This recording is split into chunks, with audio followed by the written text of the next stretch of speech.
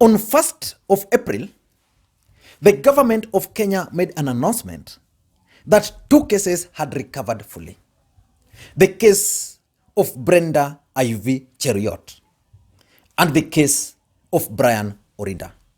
And personally, I was so excited that finally Kenya was talking about recoveries. But to my surprise, majority of Kenyans were not excited as I was. And they were raising questions, some of which were legitimate questions. But I found some other questions really not necessary. And I don't want to get into the story of Ivy, Brenda, and Brian. But I want to just deal with the issues. And yesterday, the government also announced that the Kilifi Deputy Governor, Gideon Saburi, had also recovered. And that he was going to be arrested. And after the arrest, he will be prosecuted for disobeying government directive and threatening the lives of many Kenyans, which I fully support. But what lesson can we learn from these 2 cases, 3 cases of Brian, Brenda, and Gideon? What lesson can we learn? Because if you look at these 3 cases, Gideon Saburi, who is the Kilifi Deputy Governor, traveled to Germany. He came into the country, then went out there and interacted with the people. Brenda traveled from the United States of America, landed into the country, but decided to self-quarantine. And of course, she had contact with Brian, and then they went into isolation. So what lesson can we learn from these 2 particular cases? I want us to look at the 5 lessons which I think Kenyans can learn, which is going to help us in future. The first lesson which we must learn is to take it seriously and act quickly. That's the only way. Look at it. When this thing started in China, Kenyans thought it was a joke. When it arrived into the country, the first case was announced. Kenyans really didn't acknowledge or appreciate that. They argued that the government probably just wanted some money from the World Bank or from the WHO or from whichever. So they didn't really believe whatever the government was telling them. So when the cases hit 15, I think, that's when Kenyans started realizing that this thing is serious. So I think, in my view, Kenyans must learn to take these things seriously and quickly. And I'm saying this in respect of these 2 cases. When Saburi landed into the country and went to Kilifi, he felt he was just okay. He didn't know that this thing takes like 2 weeks to manifest. So he interacted with the people, despite being told, oh, my friend, go and isolate yourself. He went out there, interacted with the people. And yesterday, of the cases which were announced, there was a death of a woman in Mombasa. That woman attended a burial in Rabai. Saburi, Gideon, the deputy governor, attended a burial in Rabai and interacted with the people. And this particular case, can be traced to Saburi. Remember, the Rabai member of parliament also tested positive. The Rabai member of parliament,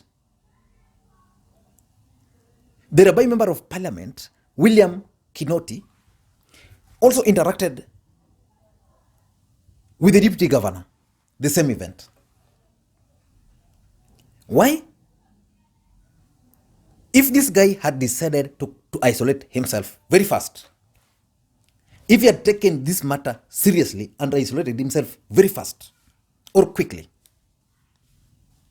I'm sure Kilifi would not be amongst the top counties dealing with this particular matter. And today, even even today, as he was being arrested, I know in his mind, he believes he did a wrong thing. I believe so. And that's why he was apologizing to the people. But he must face the law. Brenda came, but decided to go and self-isolate. And then just took herself to Magadi. I'm believing the Brenda story because Brenda is a victim. It has been confirmed so. The other stories I'm not going to get into. But she came, isolated herself, and by doing that, Brenda has actually saved the people around her. Because this disease spreads first by people around you. Look at the Kenya Airways pilot. The guy didn't even test positive. He went to Italy. Then from Italy, he came back, tested negative. Again, he went to New York. When he came back, even the first time he went to Italy, he didn't interact with people. He self-isolated and tested himself. He came out negative. Even when he came from New York, the last trip, he isolated himself. Unfortunately, he died. But he isolated himself. And by that, he has protected the family. Unlike other cases where people have been, like in Uganda, there's this family, a guy came from abroad, so the wife is positive and the child. So I think we must learn to take it seriously and quickly. Number two, the government must keep the public informed.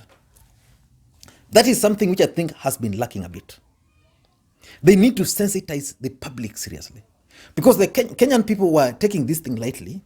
So they must sensitize people that even if you have a loved one, if you have a father, you have a daughter, you have a son, you have a grandfather, or you have whoever you have, who is in contact, or who is coming from abroad, or who came from wherever, and are at risk, please just take precautionary measures. So the government must really educate people. Because if the government had educated people or informed people so well, I'm sure the people of Kilifi would have rejected this guy or would have rejected him from attending that funeral.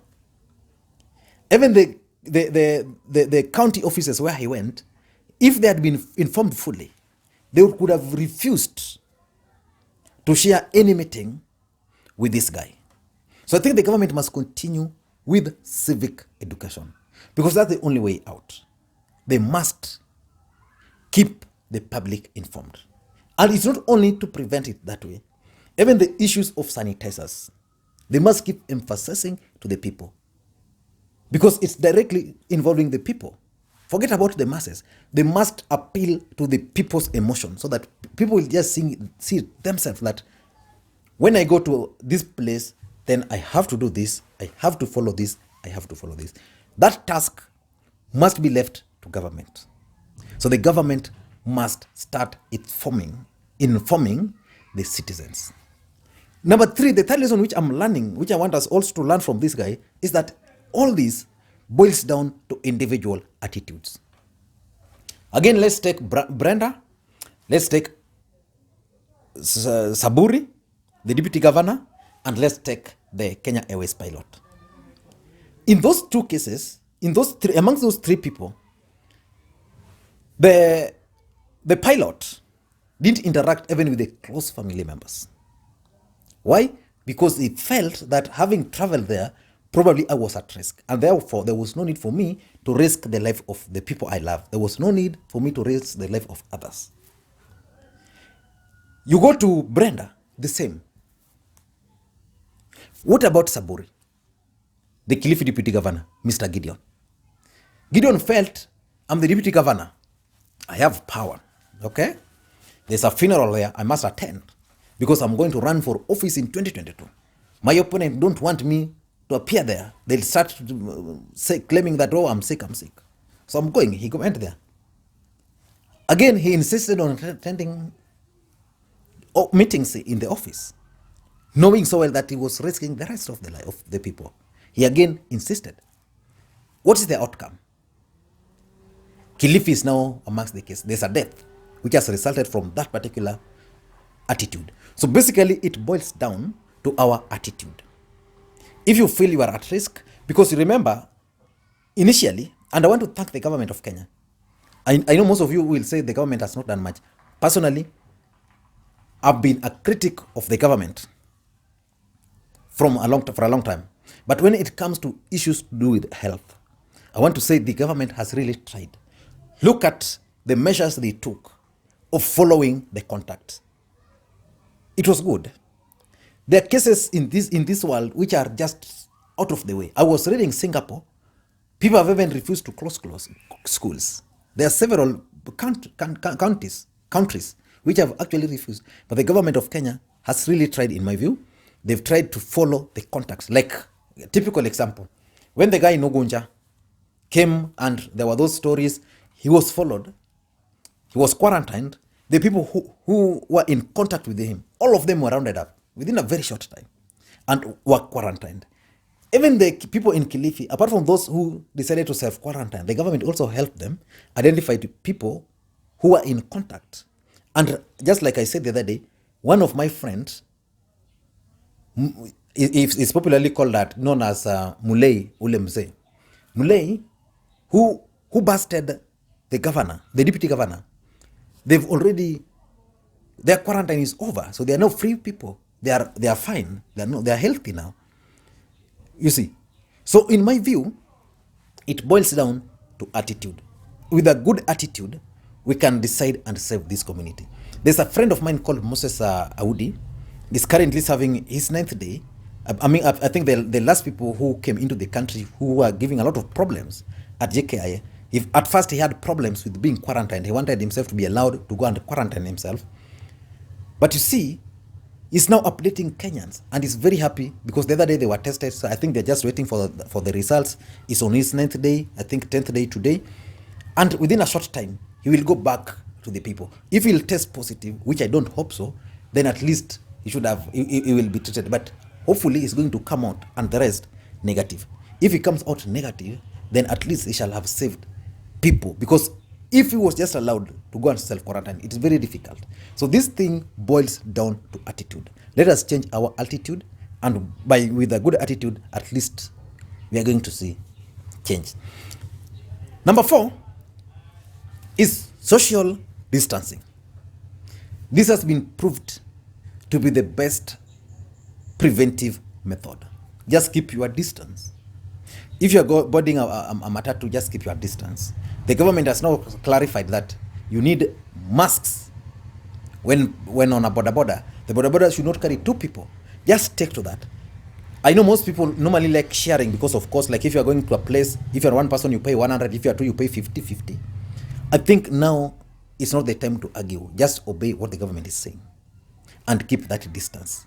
If you're going to the bank, just keep the distance. If you can avoid going to banks, for example, because of those queues, you can use mobile banking. Just do it. Mtumba businesses has been stopped for the time being. If it's good for health for us, let's just keep it, because the argument is if you are selling Mtumba, you are buying them, people would go there, they keep on choosing, picking, okay, everybody, So let us just try to keep distance. 1 meter is not long. Kama mtu ako pale, you can talk. Even if you go to a bar or if you invite people to your house, mwingine anaweza kaa pale, mwingine pale. Lastly, I think let Kenyans follow basic guidelines, specifically issued by the government or bodies like World Health Organizations. If it says that if you are from any country with a high risk, go and self-isolate, just do that. If it's about washing hands, wash your hands. Do as advised. Because the problem we have in this country is that people don't listen, including leaders. A deputy governor coming from Germany, then still going to interact with the people. What was he trying to show people? What was he trying to tell Kenyans? Yeah. So let us just follow these basic guidelines, specifically by the government. Let us listen to the government of the day. We are commanded to do that even in the Bible. I'm addressing Christians, because Christians are some of the biggest hypocrites in this country. At this moment of crisis, I know for sure Me, I have told you guys, I worked with a medical research institute for a long time, and I know the kind of ethics they have. The other day, I was in an argument with someone on Facebook who is in America, and this someone was like, if this thing hits Kenya, how will Kenya handle it? And I told her, which she took offense, I told her that as far as I am concerned, having worked very closely with some of these people for a long time, I know Kenya has some of the best scientists in the world. That's granted. If you want good engineers in this world, you must find Kenyans. Even in ICT world, everything. So Kenyans are some of the, forget about the politics in this country, because politics has not made it very conducive for people to shine and rise. But Kenyans have some of the best brains in this world, whether economy, everywhere.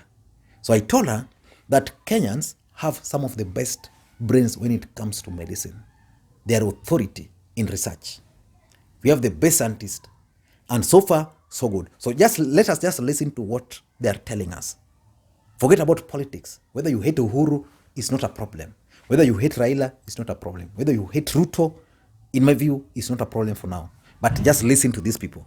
These people are well trained to give advice to you. That's why sometimes I feel like even Mutahi Kagwe should make those announcements, and then he let experts follow up. Like, I think he has been trying to leave the assistant, Dr. Mwangangi. She's been doing a fantastic job.